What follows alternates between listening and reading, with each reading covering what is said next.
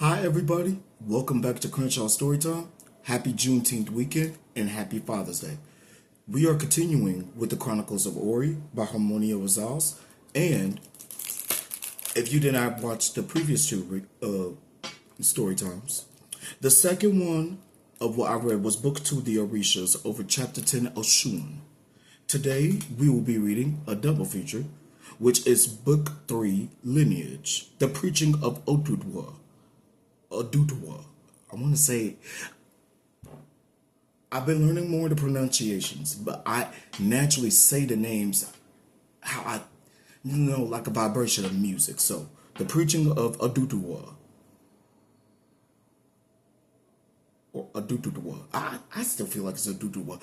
Please forgive me if she ever sees this. I got nothing but love and respect. I'm just educating myself too. So, chapter 14, book 3, Lineage, the preaching of Odudwa, and book 4, the Agosus, and I'm going to do chapter 15, the Golden Serpent.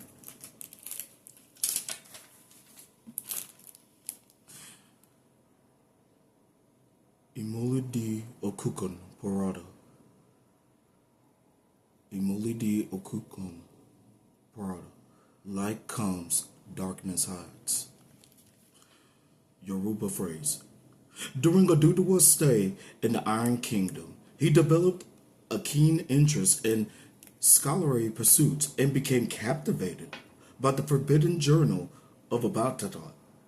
The Book of Creation was locked away in Ogun's palace, but Lackanen gave him access to the room where it was held. Within its pages, Odudwa learned about the intricate process behind the creation of Ori, how the blood of the Orishas intertwined with that of the giants, accumulating. Such a simple word, I still messed that up since grade school. And the creation of the children of Ori. In a final act of defiance, Odudwa pilfered the book during his escape with Lackanen. As they ventured into the physical realm of Orion, they found comfort in each other and power in the Book of Creation. The ancient writings was proof that all mortals bore the lineage of the Orishas, bestowing upon humans the right to rule themselves. They soon realized that time had passed faster in the physical realm, and the world around them had changed drastically. Unlike the spiritual realm, which remained constant, a lake of time, the physical realm was in rapid and constant motion, a rushing river. Although Odudwa had to be wary of those who exiled him, he saw the leap across decades as a fresh start, embracing the chance to create himself anew in a world where he knew he had been forgotten.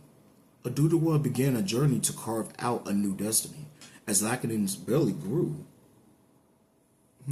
Odudwa began piecing together the puzzle of his family's downfall. While his father was not without fault, he identified the true perpetrator, the Algon, and the Isokobos.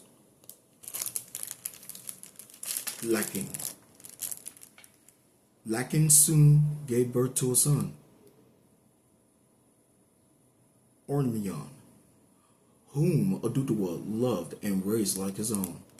Within 2 years, she gave birth to Odudwa's daughter, Akambi. I kind of like that. All the while, Lakin battled her Asokobo, a darkness that neither sleep nor sunlight could lift, nor sunlight can lift. The Ogun, I think it's a Jugun. The Ajugun had taken hold, whispering to her Sokobo thoughts of deep sorrow. Each morning she rose, but her soul remained submerged beneath the growing Asokobo within. Finally, she became a prisoner of the Ajugun, and in the quiet moments when all was still, the river began to call her, promising release. At last, Lackanen, unable to see beyond the fog of her grief, answered the river's call. and her struggle ended as she was swallowed by the water. Oduduwa grieved the loss of his beloved Lakanen in his relentless quest to discover a way to defeat the Ojogon. He had been blind to the silent Asokabo that consumed her spirit. Overwhelmed by regret, he lamented his failure to protect her, realizing too late the cost of his distractions. Oduduwa swore to never succumb to his own Asokabo, and to channel his despair into gilding others in their battles against the darkness that lurked within. When it came time, he envisioned a land untouched by darkness, a sanctuary where his children could flourish, a kingdom where the light of inner strength will illuminate the path of fulfilling the Oris. Oduduwa began preaching on fighting that light. He garnered a devoted following that hung on his every word. For his teachings came from the book of creation. He explained to his followers, the Ojogun hold no power over us. We must not let them or the Orishas dictate our destiny, for they are merely here to guide us on this soil as long as we resist desire, excess.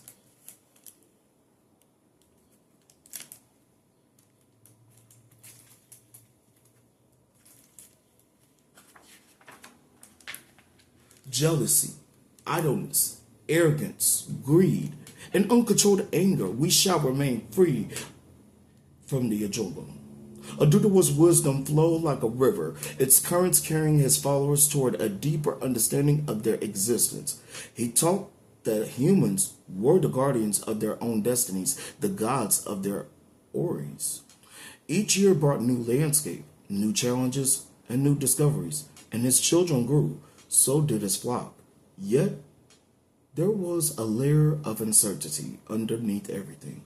His children saw that the land their father sought remained elusive, a mirage in the desert of his dreams. Ormion and Akambi, I want to say Akambi. Ormion, Mamma Mia, oh my Lord.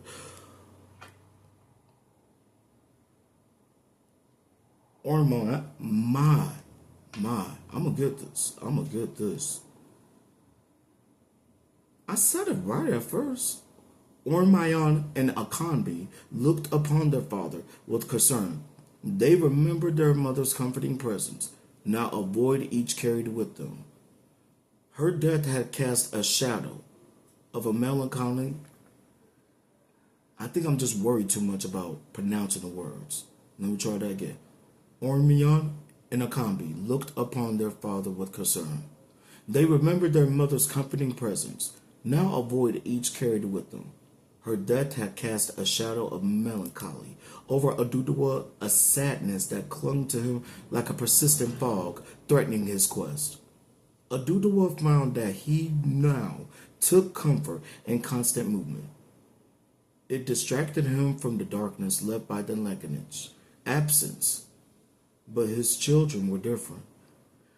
They craved the stability of a kingdom they yearned for, a place to grow, roots to flourish, to become themselves.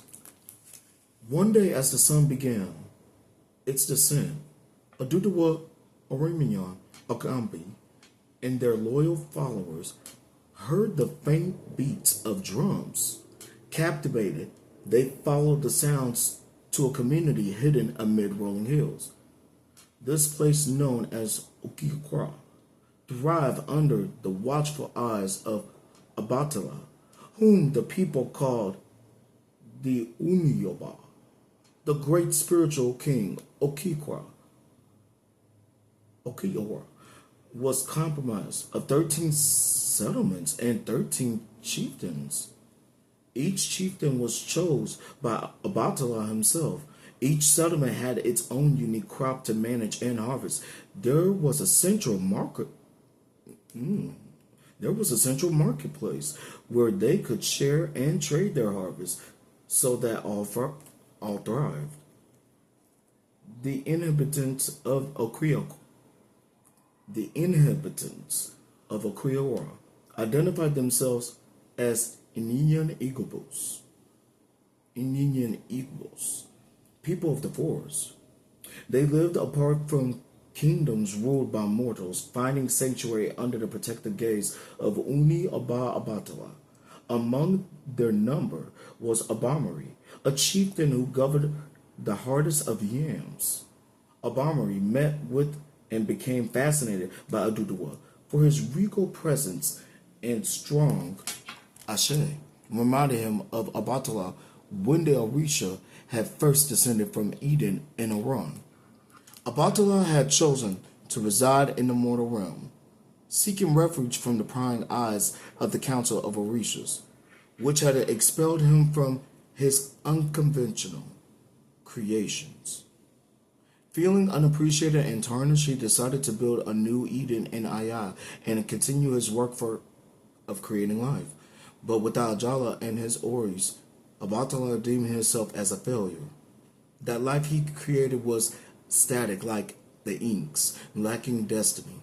He took to palm wine, which led him down a path of excess. Abamari explained to Adudawa that the Uni Oba's overindulgence was in fact the cause of his troubles, not the consequences. It resulted in the creation of beings sick both in body and mind. The Uni Oba's addiction meant that Okriora lacked a true ruler. Unrest was growing as one of the chieftains, Banko, displayed his greed. Abamari hoped that Adudawa's knowledge could save Okriora from self-destruction. He told the visitor that he will bring before him Abatala. Adudawa, eager to meet the creation of the children of Ori and return him his book of creation, was disheartened by the sight that greeted him. Abatala, whose figure once commanded reverence, slouched upon his throne in a drunken stupor. His hands, which had shaped magnificent beings, now trembled as they cradled a small drinking bowl. Abamari reminded Adudawa that Abatala hadn't always been this way. Adudawa, who had always believed that Orishas were immune to Asogabos, now saw that they had captured Abatala. Shocked by this revelation, Adudawa tried to reason with the Abatala, telling him that he could not lead the Indian Incubos in his current state. The Orishas ignored him, waving him away. However, when Abatala realized that Adudawa was holding his book of creation, the haze seemed to lift from his eyes. He rose unsteadily, towering over Adudawa. "My book," he growled. "You dare to read from the book of creation," he demanded its return, accusing Adudawa of committing a sacrilegious act. Abatala, enraged by what he perceived as betrayal, ordered Adudawa to leave Okriora immediately. The confrontation forced Aburi to make a difficult choice. Witnessing Abatala's decline and recognizing that the land needed a leader, Abamari chose to stand with Adudawa, hoping to restore balance and peace. The wayward chieftain Banko, whose greed had already begun to corrupt Okriora, oversaw the palm fruit harvest, producing both essential palm oil and fermenting half of it to make palm wine, the very substance that reduced Abatala to a drunk. He had attempted to form an alliance with the Abamari to secure more harvests from other communities, knowing that yams and oil were vital resources for his people. He also understood that controlling the palm oil will loosen his rival communities' grip on power. Yet, when Abamari refused his proposition, I thought I said proposal, sorry. Yet, when Abamari refused his proposition, the chieftain returned to neighboring settlements to form an allegiance against the rest. Abatala sank back onto his throne in disbelief over Abamari's choice. "There is a reason mortals are not allowed such information, such truths," he muttered, more to himself than anyone else. "I know who you are, Adudawa. I know what you preach. the dreams you weave. You speak of righteous paths, believing them to be smooth rivers flowing to a paradise. You talk of healing wounds, as if the ache of existence can be soothed so simply. But change is a beast more vicious than you can comprehend. Abatala paused to reach for the jar beside him and poured the milky stream of palm wine into his bowl. What you fail to realize, he said, is that without destruction, there can be no creation. Without pain, no growth. True, change is vaster than a single mortal lifetime. It demands sacrifice. Death, chaos, and disorder must reign before peace can take root. It is only costly, but it is the only path forward. Abatala tipped the bowl to his lips, guzzled its contents, and set it down with a soft thud. The truth is far heavier than your preaching of hope. Accept it, and you will finally see the fertility of your threads to delicate, to bind the world together. He gestured to the jar of wine as if extending an invitation to join in his lamentation. When you understand that Adudawa, he said, with a smirk, you will sit beside me and drink as even dreams dissolve. Adudawa gathered his thoughts. You're right. Uniaba Abatala, he began. We mortals do not have the luxury of immortality. To you, our lives are but passing days, brief and inconsequential. But it is precisely because of this that hope is our foundation. While you sit upon your throne, consumed by despair, we mortals endure fleeting days. By planting seeds we may never see bloom, but with hope that our descendants will bask in the harvest. Hope is not a weakness. It's our anchor that binds us to a purpose. A stillness settled over the room. Abatala finally grunted, and the Dudawa departed. In response, Adudawa erected a small temple of Abamari's community, which began to speak out against the wayward chieftain and the Orishas who had fallen under the sway of the Okobos. He warned the people of the dangers of unchecked power and the spiral of excess, urging them to reclaim their destiny and restore stable governance to Okri Ora.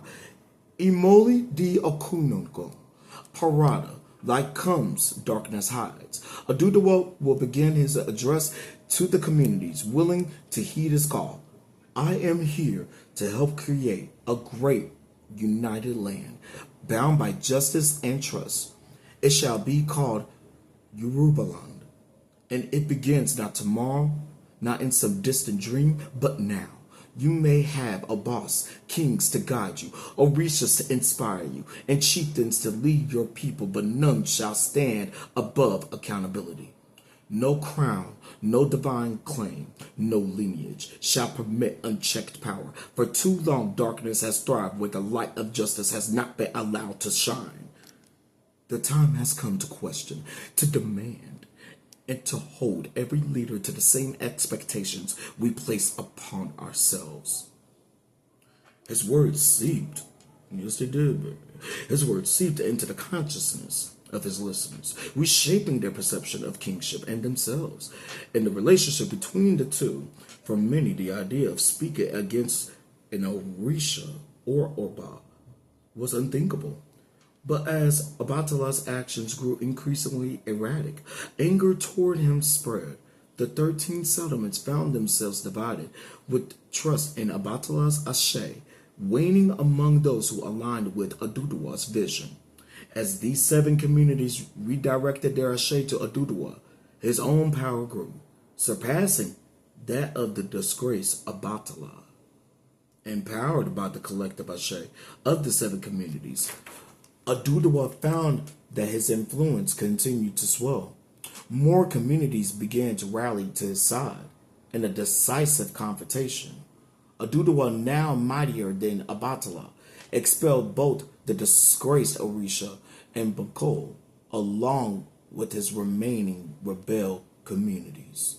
From Akriora, they retreated into the vastness of the foreigners. Not foreigners. They retreated into the vastness of the forest. In the aftermath of the Civil War, Oduduwa extended an olive branch to the exiled Enya Igbos in the forest, inviting them to return under his leadership. His promises of fair rule and unity won over most of those who had stood against him. The corrupt Banco held out, isolated, governing only his own community alongside an incoherent Abatala. Succeeding Abatala as the Uni, or spiritual leader, Oduduwa unified the remaining communities into his kingdom, a Yorubaland, also known as Life. As the first Uni Aba of the Great Ife, he guided the kingdom into new epoch, when humans would choose their own Oris. Book 4, The Ogisos. Chapter 15, The Golden Serpent. By the time Fool has learned the game, the players have dispersed. Ghanaian proverb. In the beginning of civilization, the Orishas walked among the humans, selecting the boldest to ascend to their pantheon in the spiritual realm. But as centuries passed, the council of Orishas need Enumerides, mortals, rulers, who could guide humanity directly.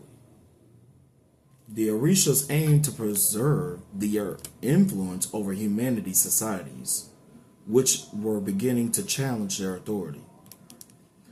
Thus, the age of the first Ogisos, ruler of the sky, was ushered in. The Orishas elevated mortals who possessed extraordinary qualities: courage, wisdom, compassion, and strength.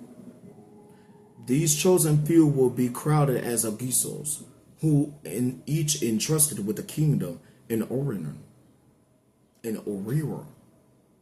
under the watchful eyes of the council. The coronation of the first Ogisos was a spectacle unlike any before. The chosen few stepped forward, their heads held high, as the council of Orishas emerged from Eden in Orira. Their tall, lanky forms were draped in thick robes, elaborate beaded masks, and weighted jewelry, as they bestowed their gifts upon the new rulers. The most significant of these gifts was a golden crown, a shield for each Ogisos Ori. It was a symbol of the divine mandate granted to the Ogisos, a badge of honor from Oloran. It was said that those adorned with this sacred gold could peer through the veil of the mortal world straight into the Garden of Aran. It said in Aran, but I thought of Aran. In Ai, grand temples were erected, their foundations paved by Ogun's iron machines in the twilight hours. These temples were more than sites of power and prayer. They served as thrones for the Orishas, where divine and mortal could commune. The crowning of the Ogisos inaugurated a golden age for humanity, guided by the knowledge bequeathed by the Orishas. The Ogisos brought prosperity to the land and strict order to their peoples. The temples served as gateways, bridging Ayat and Aran, eliminating the need for humans to search for portals through their own trials and tribulations. Belonging to a kingdom meant access to the Orishas' wisdom, shared with all who sought it. This was only the beginning of the Ogiso story. The covenant between the Orishas and the mortals will be tested in the coming epoch. For the Ogisos were not all good rulers. Their ambitions often led to chaos, sparking greed and war. Among the Orishas, however, Orunmila was uneasy about granting the humans such much more power. He approached the council with a pressing question. What will become of our world, of our existence, when humans begin to believe they can take our place and claim they too can commune with Olutumere, Oron, and O'Neill? The question was met with silence and confusion. For the first time, the council pondered their place in the cosmos. Since Mama O'Neill's birth, they had been the intermediaries, guiding Oris, shaping mortals' paths, weaving in their fates. Orunmila continued, who then will interpret the humans' commands? What message will they profess to receive? Through the other Orishas gave no answer. Orunmila knew well what the future promised. If their voice was no longer heard and accepted, chaos would threaten their reign, and Mama O'Neill and Oruron would descend unto unrest and conflict.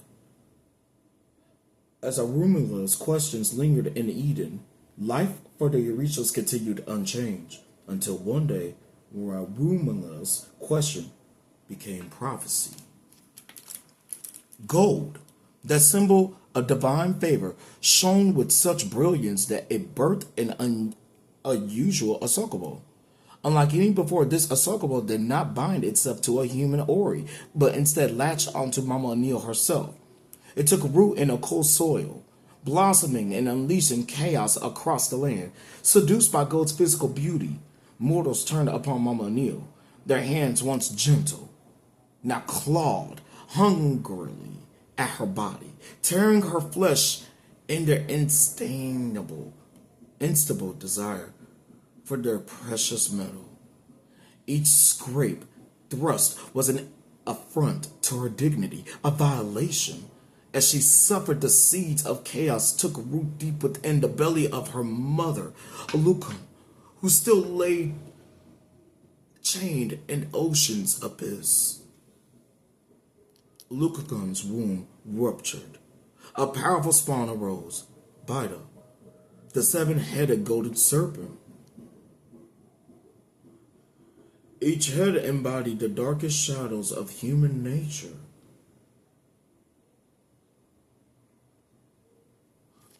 I love the Lord. Please protect me.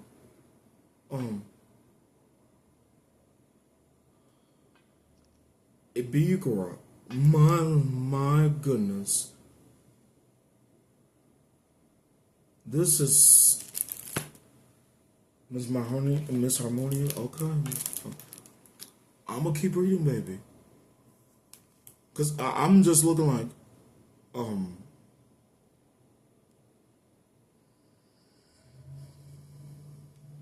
my. Ikabaraga, the prideful. Achukokoro, the greedy. Ilara, the envious. Ibinu, the wrathful. Ifikukuti, the lustful. Alajadum, the gluttonous. And Ali, the slothful. Bida surged toward Aurora, her slender form shimmering with a hypnotic radiance, weaving a golden thread of inequality in IE. Bida created a web of mercantile pathways reconnecting mortal lands that had been divided ever since Alukan's flood. These routes created bridges between the people of Arun and distant societies, acting as conduits for both trade and cultural exchange. It was upon these newfound paths that foreign leaders, the Ascend of Malay, arrived in Oruro from a rising kingdom in Iran, accompanied by the warriors, the Dawa. The Inks, who long enjoyed peace underground, found their tranquility abruptly shattered by the arrival of the Golden Serpent. Their homes were torn apart, and they were ripped from Mama O'Neill's chest, bartered away for gold. Excuse me. Humans, once seen as allies, began to view the Inks not as equals, but as commodities. As Bida slittered farther into her ruin, Ogiso's chieftains and warriors alike were mystified by her radiant charm. Many succumbed to the enticing promise of power and control proffered by the insane Mali, who rode on the heavens of heaven's name. Now, I'm not gonna show this picture.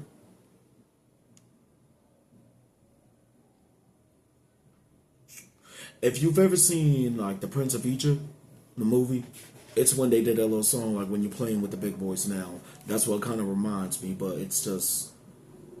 And if you ever seen kind of like Hercules, the Disney movie, like it reminds me of that too. Like, wow.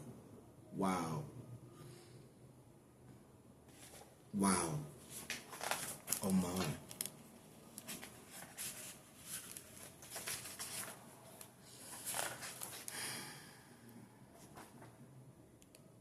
Many succumbed to the enticing promise of power and control proffered by the insane Imali, who rode on the back of Bida, while others fell before the might of the Dawa.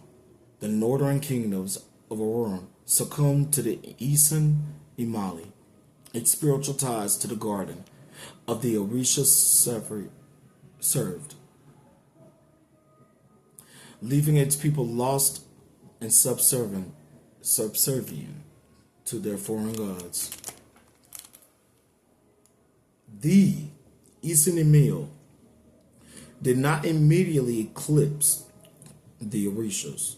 Instead, their arrival sparked a dance of shadows and light throughout the kingdom of Aurora. The shadows they brought cloaked some of the garden in Aurora, serving the Orishas access to the humans living in those kingdoms. Mystified, the Orishas failed to notice their garden shrieking. The Isinemial, alongside their Dawa, exploited the Orishas' distraction, acknowledging the gods and feeding their hearts with the nectar of pride. The Fiogiso, rulers who embraced the beliefs espoused by the Isinemial, gained access to Bida's pathways and were rewarded with golden scales from her back. Armed with newfound power, these coveted rulers imposed unfamiliar laws upon their subjects and tore down temples of the Rishas. Soon enough, war erupted, and Ogum found himself needed among the humans of Orion more than ever. Thus the world changed, as it always does. The time of innocence was supplanted by an era when gold reigned supreme and greed sat enthroned as its queen. The Orishas felt their powerful grip on the world loosen. They saw in Bida not just a bridge connecting the lands once more, but a threat to their spiritual kingdom. Determined to reclaim control, the Orishas sought to cauterize Bida's pathways. They conspired to trap the serpent, much like they had its mother, Alucon. They eventually succeeded in coaxing and binding Bida with Ogun's chains. Yet, as Mama Anil once said, suppressing one chaos will only reveal another. Even with Bida subdued, the pathways the serpent have carved remained, fueling the ambitions of wayward humans and leaving the Orishas to ponder what would happen next. Thank you for a great story time. I can't wait to finish this book with you and continue some more books I have coming forward. Have a wonderful holiday season and don't ever give up.